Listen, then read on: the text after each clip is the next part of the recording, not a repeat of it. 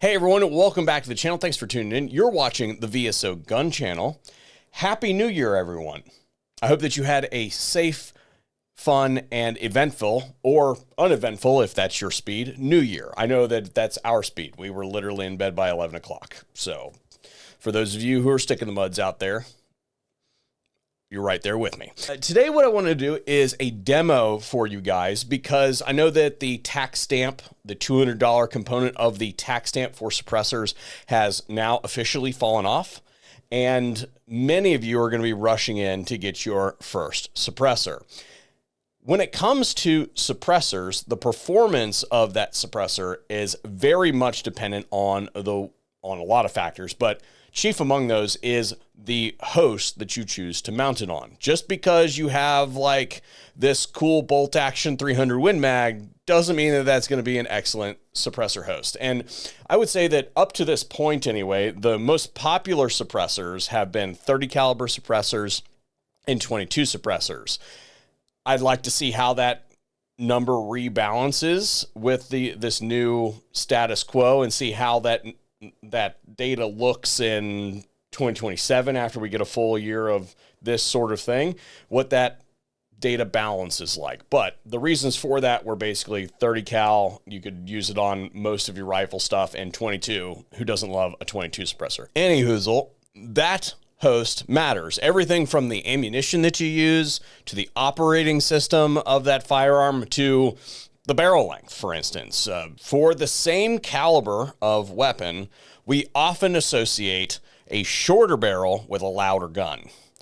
And oftentimes, we get better performance out of our suppressors out of shorter barreled guns. And I'm going to talk about that after we hear a quick word from today's sponsor. Today's video is brought to you by the Modern Gun School. This is an accredited online university. Whether you're looking to learn a few things or trying to break into a career in the firearms industry, this place is set up to be streamlined and work for you so that you don't have to burn a large quantity of money to get an education in the firearms arts. And that gives you some latitude to pursue other educational pursuits like, I don't know, a business degree on top of your firearms education. So go check them out at Modern Gun School and tell them that I sent you. Environmental conditions also play a really big role. I've actually got a project coming here pretty soon where I'm going to be showing you the difference in a gas operating system on a rifle between when it is cold outside and when it is warm outside. I just have to wait for it to get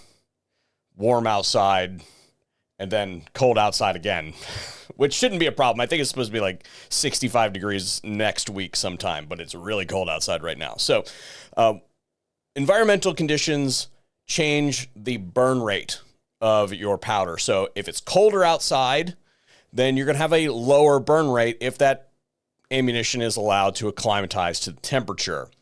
If you take it right out of your vehicle, like right off the top of the heater, and the ammunition's still 70 degrees, then you're going to get comparable performance if it was 70 degrees outside and it was acclimatized to that temperature. All things that you have to consider. But chief among those is the length of your barrel.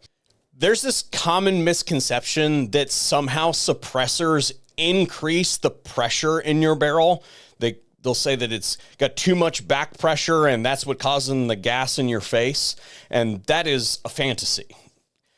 Actually, if you look at how the pressure in any barrel operates, the longer the barrel, or the longer the artificial length by adding a suppressor to the end of the barrel, the lower the pressure ends up being. And you can look this up right now by just Googling like gas port length pressures for like the AR-15. You will see that you end up with a curve that looks something like this. You will notice that that is not a linear relationship. It looks sort of like a decay curve, but it's not quite like an exponential decay curve. And the reason that is because you've still got powder burning in the barrel.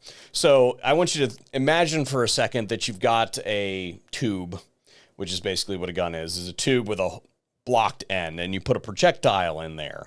Well, you set off that explosion in the barrel, and that projectile that is occluding the barrel moves. This is the whole concept of the firearm, right? As that projectile moves down the barrel, the larger the volume behind that projectile gets. So as the powder burns, it is filling more and more space with the same expanding gas. Now, that burn rate is dependent on the caliber and what kind of performance we're trying to get out of it, but generally speaking, you get a large percentage of the powder burn in the first couple inches, and then after that, you get appreciably less powder burn as you increase that barrel length. But because the amount of time that impulse is acting on the bullet, the faster the velocity will be. And when we translate this to the gas operating system and people getting gassed in the face, people will say that it's an increased back pressure. The pressure is actually lower. It's the amount of time that the system is under pressure. I have videos on this, but that also relates to the velocity of your projectile. So what I'm going to do real quick is we're going to run outside, and I'm going to show you what happens when you change the barrel length of your firearm for the same kind of ammunition. This is a Ruger Precision rimfire. It has approximately an 18-inch barrel. Just measured it really quick. We're gonna be shooting Fiocchi's high velocity stuff, which should be about 1250 feet per second, well over the sound barrier. And this thing is currently wearing the pin drop from AAC Enterprise, which is an all carbon fiber can. Review and eval pending.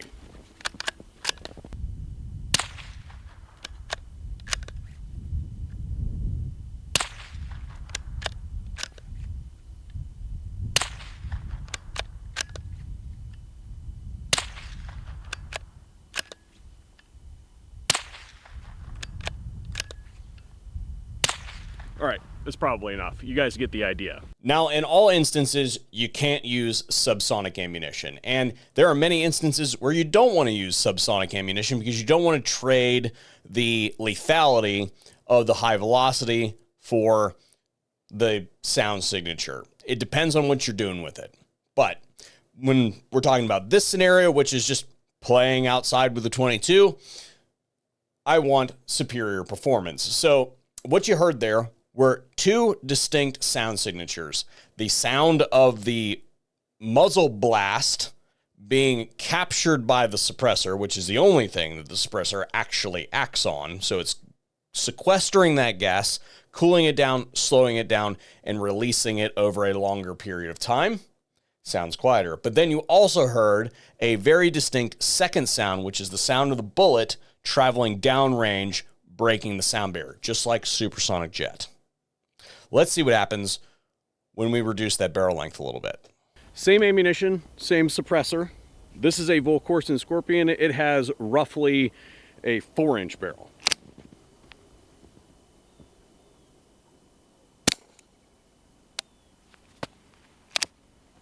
Forgot to lube it.